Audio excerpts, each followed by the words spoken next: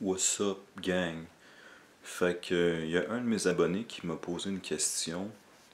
Il y a plein de dudes qui parlent à ma copine en ligne, en message privé.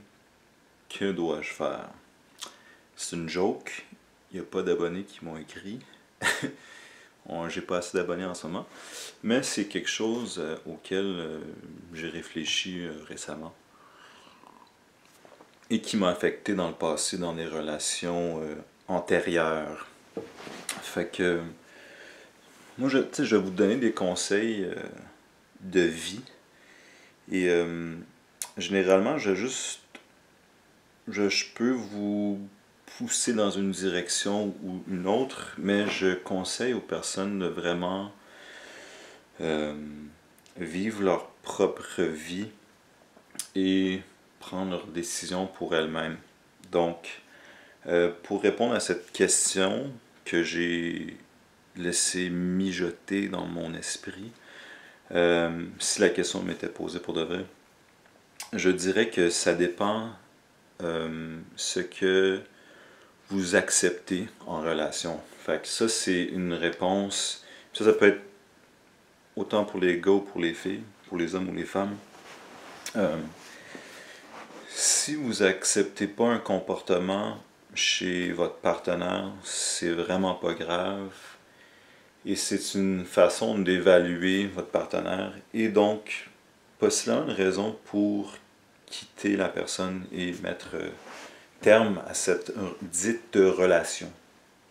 Donc, dans l'exemple de votre partenaire a une vie très active, secrète peut-être, en ligne, ou que votre blonde ou votre chum écrit à plusieurs individus, moi je dirais que ça tout dépend de ce que vous acceptez.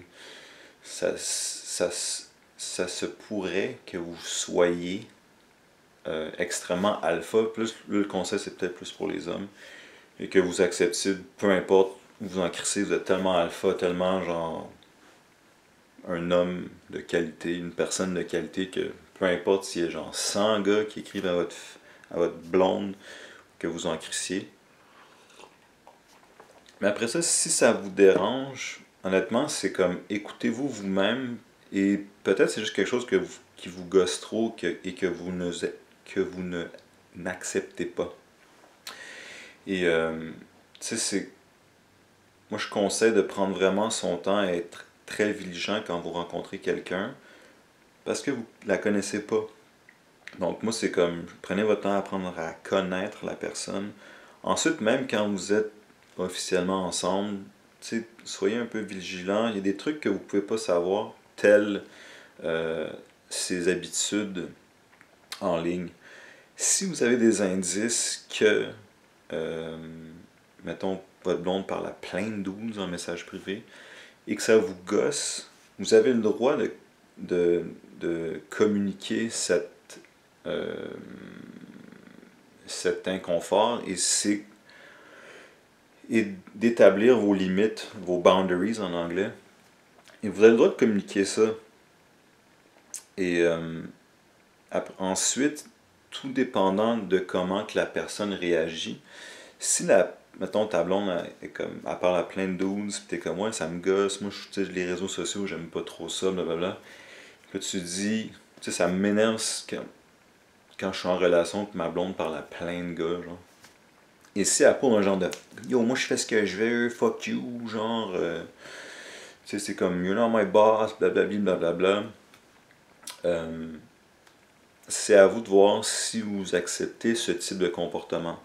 Parce que, au final, c'est que les hommes et les femmes sont différents. Okay? Ça, je pense, si vous n'êtes pas d'accord là-dessus, peut-être désabonnez-vous. Peu importe, on est juste comme une vingtaine d'abonnés. Les femmes, là c'est comme tu sais, c'est quand ça t'arrive des fois, quand quelque chose vous arrive en couple, t'es comme ok, c'est quoi l'envers, comme qu'est-ce que je ferais? Puis l'envers, bon, ok, mettons que ta blonde parle à 10, 12, c'est comme, c'est quoi l'envers? Faut que je parle à 10 filles. Mais, tu sais, est-ce que t'as le temps pour ça? Fait que c'est là que c'est pas vraiment l'équivalent, tu sais. Et à savoir si c'est vraiment, si les personnes sont intéressées, c'est plus dans cette optique-là que je parle de ça. Mais je crois que, en tout cas, là c'est des sujets de Red Pill que j'ai un peu explorés. Les femmes sont toujours en quête, en une certaine quête de validation et d'attention, si on veut. Tu sais, ultimement, c'est comme, je pense qu'elles voudraient juste avoir comme un genre d'infinie attention. Autant que à l'inverse, les hommes, ok, là, c'est plus comme ça va plus dans l'instinct animal. Je pense que les hommes voudraient avoir une ressource infinie de partenaires sexuels, ok? Donc, mais faut mettre un frein à ça. Donc, l'équivalent de comme une fille qui est comme en ligne, qui parle à plein de dudes tout le temps, c'est comme si un dude en ligne checkait tout le, tu sais, genre du porn tout le temps, genre 3-4 fois par jour, genre comme un... En tout cas, on s'entend que c'est pas bon pour la santé. Fait que, il y a ça.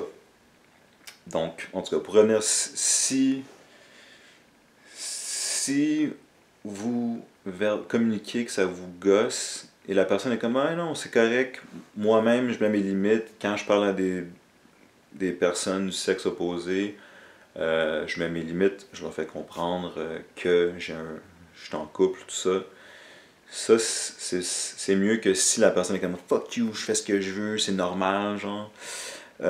Après ça, il faut voir, tu sais, c'est comme.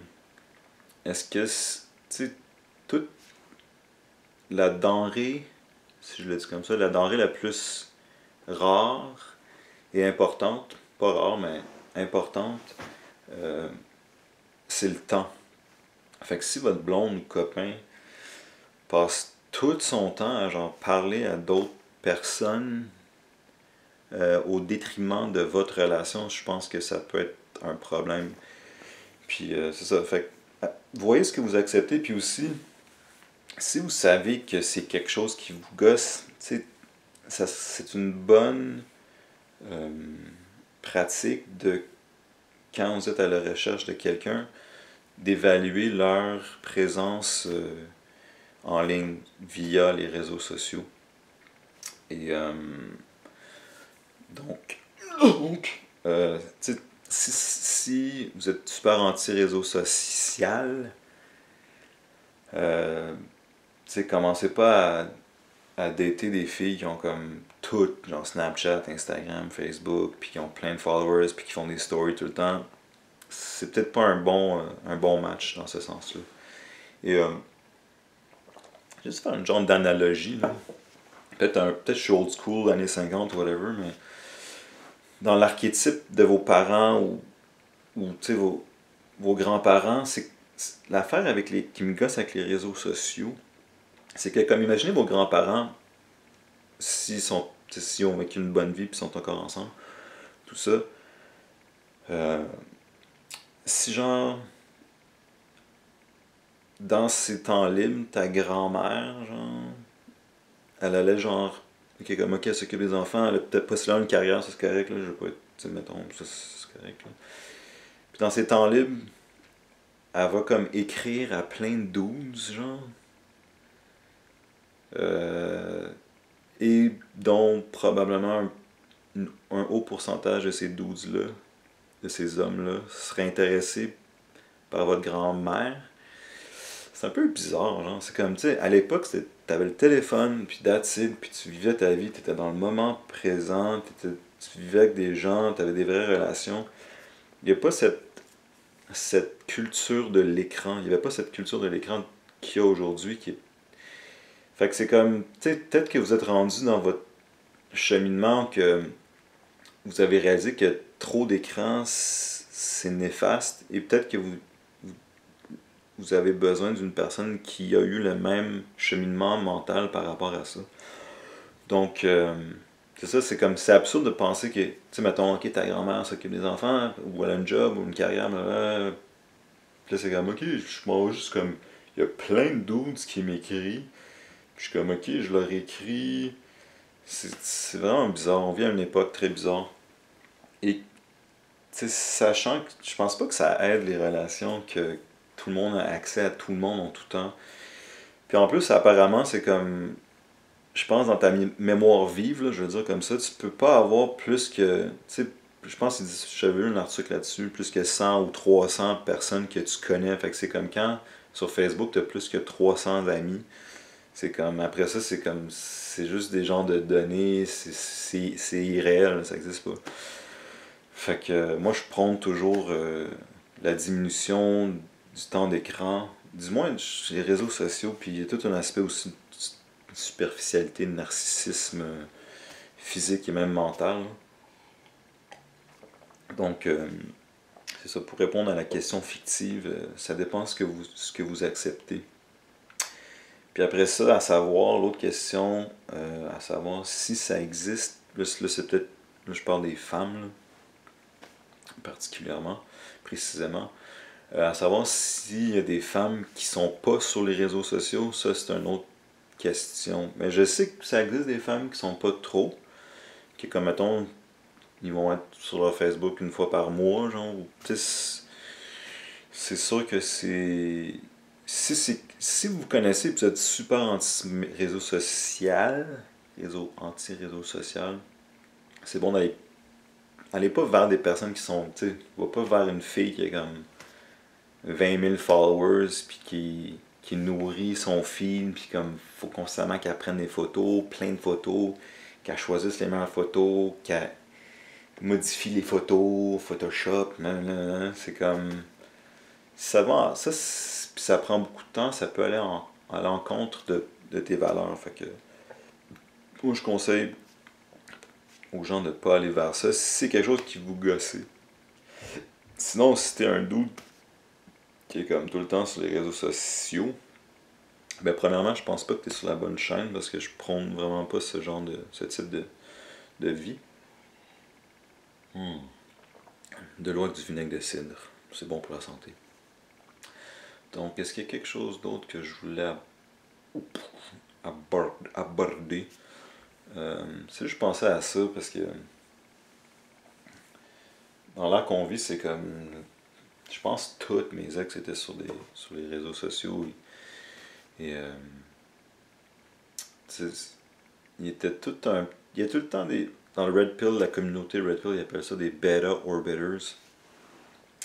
Un autre point, c'est que si vous êtes anti-réseaux sociaux, allez pas sur des apps ou des Tinder, Hinge, Bumble, tout ça, parce que ça, c'est un réseau social. Fait que, tu t'en vas vers une personne qui utilise ces moyens-là pour trouver des partenaires. Et aussi, c'est comme si tu sais que tu as rencontré la. Il n'y a vraiment pas de magie, il n'y a pas d'espèce de genèse mythologique de votre rencontre. C'est juste comme, tu sais, si tes enfants te demandent comment vous êtes rencontrés, c'est comme, on a juste les deux swipé right, c'est quand même fucking plat. Et de savoir que comme votre blonde, si jamais il y a un fuck, ou si vous cassez, elle peut juste se retourner sur Tinder en 2 secondes. Ça n'a comme pas rapport. Et juste un fait là, de ce que j'ai remarqué, c'est que c'est hyper débalancé. Tu sais, moindrement que t'es une jolie, une belle femme, la seconde que tu swipe right, c'est comme t'as un match. Fait que c'est comme. D'un bord, t'as les dudes qui ont comme des certains matchs des fois, puis les femmes, c'est comme, mettons, swipe right 20 fois, tu vas avoir comme 20 fois des matchs. Là, c'est comme, ça devient comme. Je pense que c'est plus difficile à gérer quand votre partenaire est comme.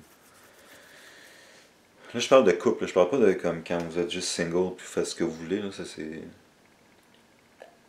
Puis après ça, vous faites ce que vous voulez, là, je m'en fous. Là. Mais comme pour moi, c'est sûr que j'aimerais ça rencontrer plus des gens qui sont pas tout le temps sur les réseaux sociaux. Donc, puis moi, quand je suis célibataire, je vais pas sur Tinder, je rencontre les personnes en personne. Et ça a comme bien plus un plus grand impact quand vous rencontrez la personne, vous voyez s'il y a une chimie réelle, physique, et que vous prenez vos couilles dans vos mains, puis vous faites les premiers pas, vous demandez le numéro de téléphone, ou vous faites une date straight up là, ou peu importe. Donc, versus genre arriver plus tard chez vous, essayer de la trouver en ligne, vous glisser dans les messages privés, hey yo, je t'ai vu l'autre fois. Ah, comme moi, les fois que j'ai fait ça, ça n'a pas été concluant, disons-le comme ça, quand j'étais célibataire. Donc, c'était juste cette pensée-là. Je sais pas s'il y avait d'autres trucs que je voulais dire à ce sujet. Mais moi, je prône la réalité et je suis anti. Je sais que là, on est sur YouTube, puis vous regardez un écran pour les 20 abonnés. Mais au moins sur YouTube, moi, quand je vais sur YouTube, j'écoute des documentaires, j'ai l'impression d'apprendre de quoi. Et non juste regarder des images de personnes qui ont choisi les meilleures photos, qui souffrent possiblement de narcissisme. Puis, c'est quoi je voulais dire? J'ai une idée là, qui a disparu. Ouais, c'est ça, fait que YouTube, c'est plus intéressant. Puis Instagram, moi, c'est comme juste des photos. Puis même les photos comme de famille, c'est comme. T'as-tu vraiment besoin de tout partager? Il y a un doute que je suis, il met tout le temps des photos de ses enfants, je suis comme. T'as-tu vraiment mettre des photos de tes enfants en ligne? Genre. Ah, je sais pas trop. You know what I'm saying, genre des photos de tes enfants à la plage. Donc, cette culture de l'écran, constamment devant un écran. Qu'est-ce que je voulais dire? Un grands-parents, il y avait un autre sujet que je voulais aborder. Tinder. Il y avait une autre affaire que je voulais parler.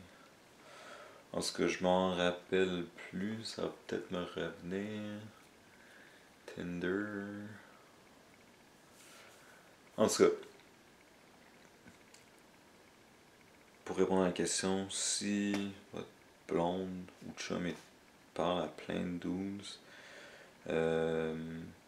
ça dépend de ce que vous acceptez. Puis dans la vie, moi je prône de comme, tu vis ta vie, t'as comme une genre de destinée, tu peux pas être brimé par des weird sentiments, puis c'est comme, tu sais, il faut apprendre à mettre ses limites, puis à se connaître, fait que c'est comme vraiment important de se connaître, puis s'il y a quelque chose qui vous gosse, puis parce que vous êtes pas assez alpha, c'est comme, c'est correct de pas être alpha non plus, moi je me considère pas 100% alpha, je suis genre, un certain pourcentage de sigma, lone wolf, loup solitaire, des petits traits de caractère bêta, puis un petit peu alpha, là, je suis c'est un amalgame de plusieurs choses, je crois.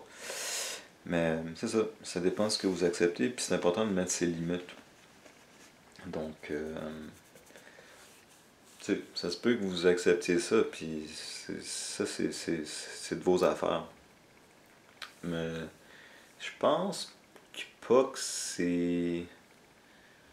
Je pense que généralement, ça aide pas vraiment les chances que le couple il réussisse. T'es constamment sollicité par d'autres personnes qui sont possiblement intéressées. Fait que c'est bon de peut-être essayer de. Tu sais, chez les femmes, peut-être essayer de réduire ça, autant que chez les hommes, c'est comme essayer de réduire votre consommation de pornographie, ou genre tout le temps être en train de checker des filles, ou vous voyez ce que je veux dire. Puis,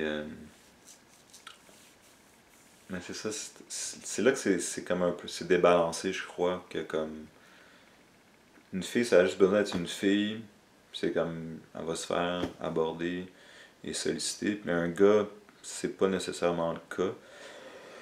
Donc, après ça, c'est ça. C'est juste de voir qu'est-ce que vous êtes prêt à accepter. Puis je pense que les conseils vont pour les hommes ou les femmes. Donc, c'est ça. J'ai fait le tour de la question. Et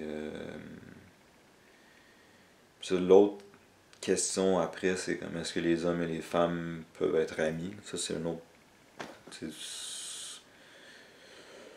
genre, je reviendrai là-dessus peut-être, mais comme généralement, tu sais, c'est comme, ok, contexte professionnel ou études, ça va, ou peut-être.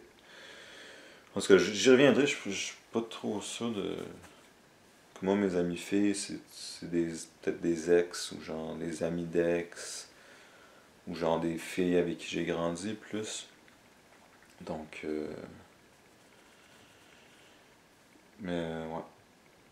Je trouve ça quand même bêta de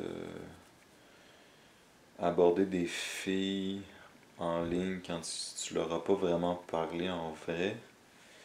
Mais ça, c'est mon opinion. Donc, ok, je vais finir la vidéo parce que je commence à radoter. Alright, dites-moi ce que vous en pensez et c'est ça, soyez vous-même. Je pense que c'est comme respectez-vous et s'il y a quelque chose qui vous gosse. Ensuite, tu sais, ça se peut que vous communiquiez ça avec votre partenaire, puis là, c'est comme vous comprenez plus ce qui se passe. Mais généralement, si la personne est comme fuck you, t'as pas rapport, genre, ok, tu sais, t'as pas rapport d'exister puis d'avoir tes préférences et valeurs et limites. Je pense que c'est possiblement une relation toxique et je vous conseillerais de quitter cette relation-là. C'est bon, ça c'est une bonne conclusion. Alright? Ok. Peace. Dites-moi ce que vous en pensez.